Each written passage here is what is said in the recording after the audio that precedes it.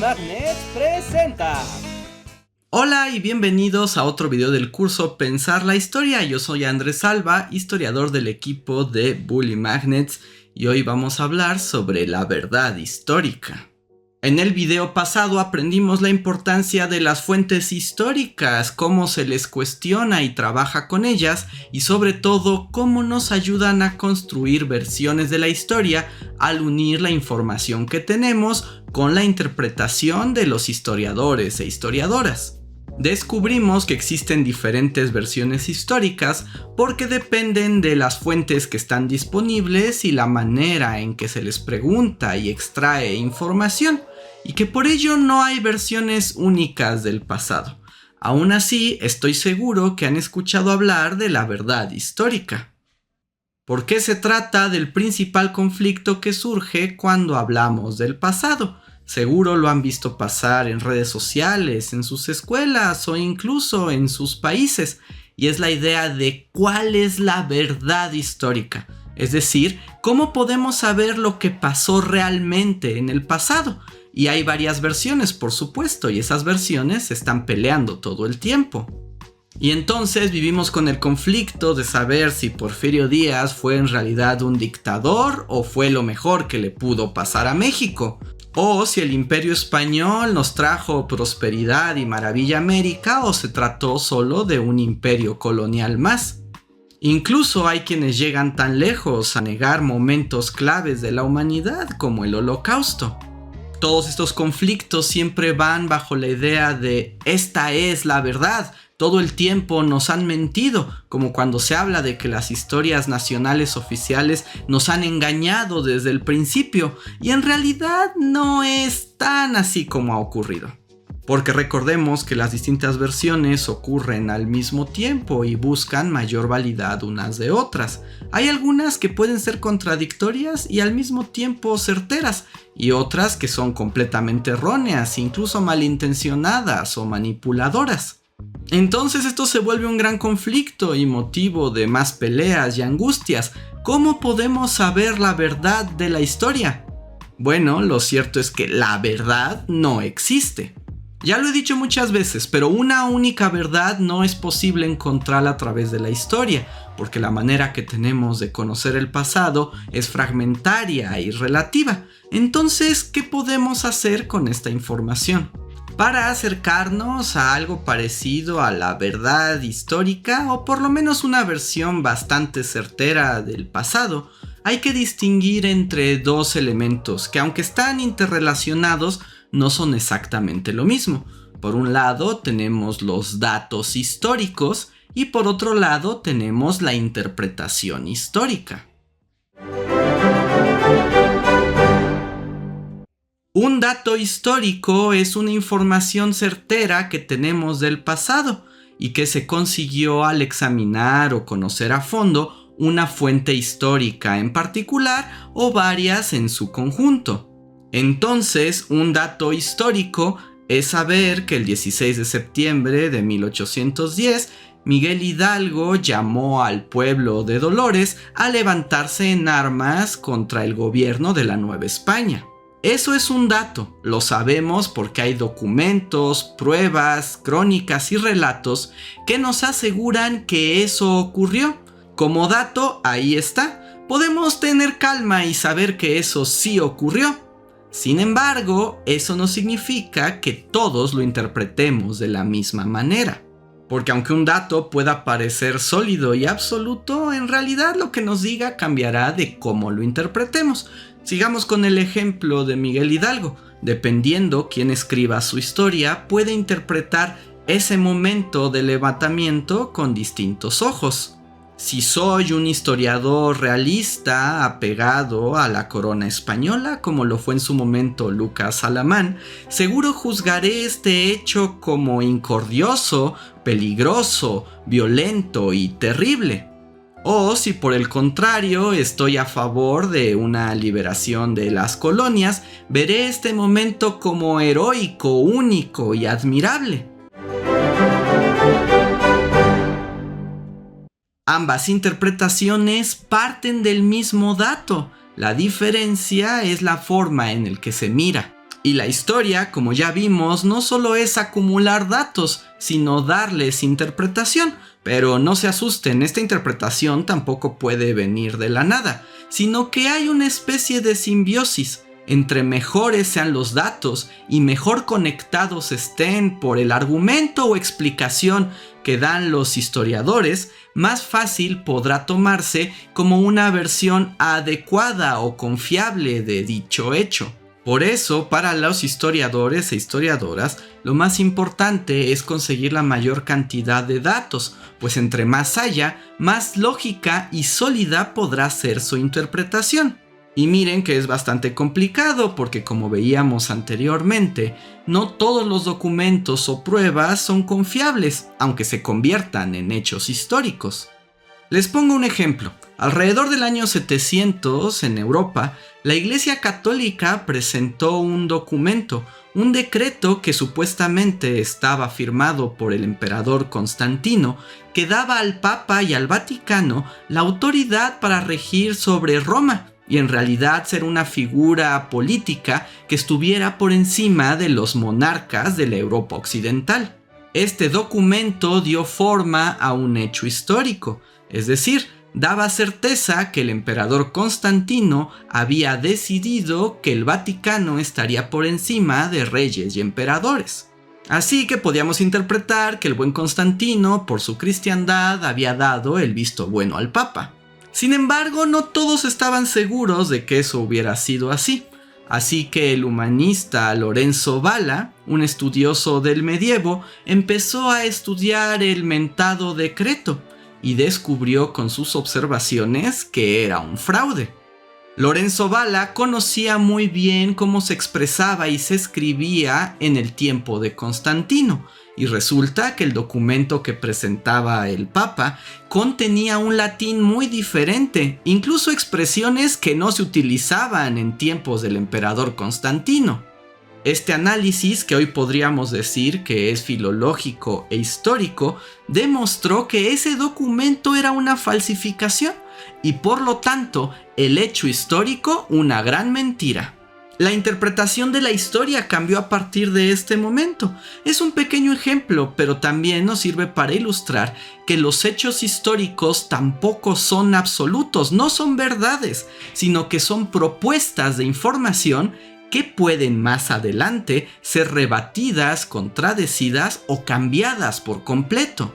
Por cierto, si les gustaría conocer más ejemplos de este tipo, les recomiendo el libro de la historiadora Lynn Hunt, Usos y abusos de la historia, de donde tomé este relato. Entonces, ¿un dato histórico puede ser una mentira? Sí, pero también es cierto que a veces trabajamos con los datos históricos que poseemos y no con la realidad. ¿Qué quiero decir con eso? Que a veces los historiadores e historiadoras, las personas que les interesa el pasado, construyen interpretaciones a partir de la mejor evidencia disponible, aunque no sea la mejor evidencia absoluta. Pero eso no debería asustarnos ni limitarnos. En realidad, la posibilidad de que existan más evidencias que no conocemos es uno de los grandes incentivos de la historia. Buscar más y mejores fuentes cambia la interpretación que le podemos dar al pasado. Por eso utilizamos ayuda de otras ciencias y nuevas tecnologías que nos ayuden a obtener más información. Pruebas como el carbono 14 puede datar elementos que antes no sabíamos que eran de tiempos tan remotos. O evidencias de ADN cambian por completo lo que entendíamos del pasado, así como, por supuesto, el descubrimiento de nuevos documentos u objetos históricos. Ahora, para ser todavía más complicado, incluso si tenemos un dato histórico muy sólido, cambiará y se integrará una interpretación dependiendo la calidad y las intenciones del historiador, historiadora o investigador que se haga cargo de ello. Porque no hay que olvidar que la historia tiene un gran grado de subjetividad. Esto quiere decir que dependiendo la identidad, la ideología o la manera de ver el mundo de la persona que interprete el hecho, podrá encontrar diferente información o diferentes posibilidades para esa historia. Ahora, esto no significa que cualquiera pueda decir lo que le venga en gana solo porque habla desde su subjetividad. El asunto con la historia es que se construye a partir de la manera en que se convence y se establecen conexiones entre la evidencia y la interpretación, y para ello se necesita un argumento racional, uno que además es puesto a prueba cuando es leído y consultado por otros expertos y conocedores del tema.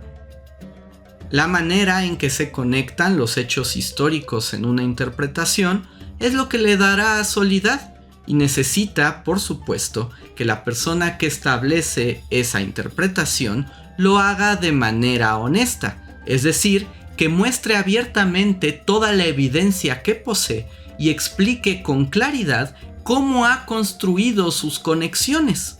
Porque si no es posible saber cómo ha llegado a su conclusión, estamos entonces ante un abuso de la historia, cuando alguien simplemente cambia la versión a la manera que mejor le conviene y la impone sin evidencia ante los demás.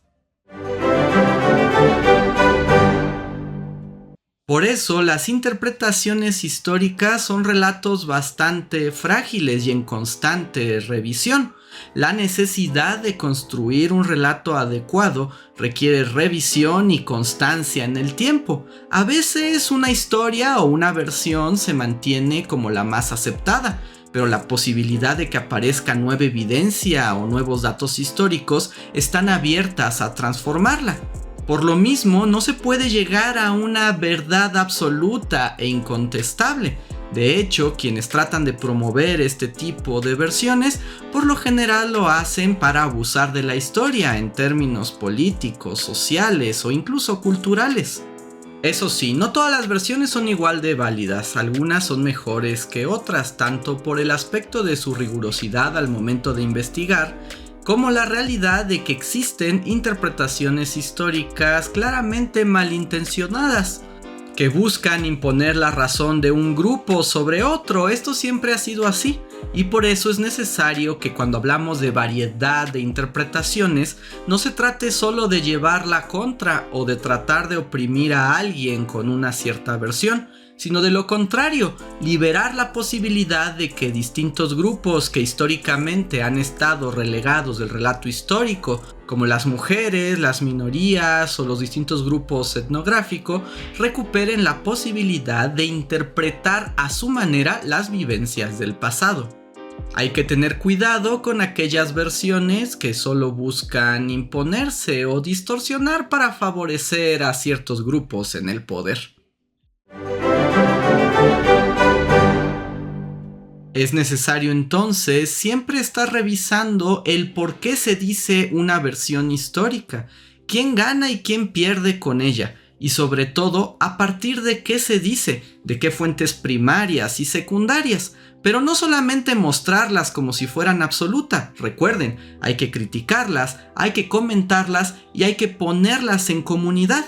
La historia se construye a través del debate y la contradicción, siempre buscando la mejor versión posible de nuestra interpretación del pasado. También tomemos en cuenta que cualquier versión histórica beneficia a alguien y perjudica a alguien más. Estamos hablando de historias que muchas veces definen nuestras interacciones sociales o humanas.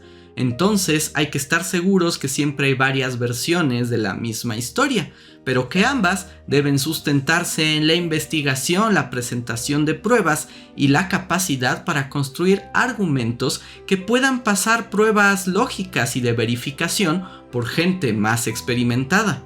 Y poner en duda la verdad histórica no debería desanimarlos, al contrario, el hecho de saber que nuestras versiones son parciales e incompletas son el incentivo para profundizar más en el pasado y acercarnos a versiones que sean más satisfactorias para todos los miembros de la sociedad, aunque esto pueda traer conflicto incluido. En conclusión, la historia es una interpretación de hechos del pasado que pueden ser vistos desde distintas perspectivas. Y entre estas interpretaciones hay unas mejores y peores que otras, dependiendo de la cantidad de evidencia que presenten y la manera en que construyen su relato, es decir, los argumentos y las exposiciones y explicaciones que dan y que deben ser sólidas y que pueden pasar la prueba del tiempo.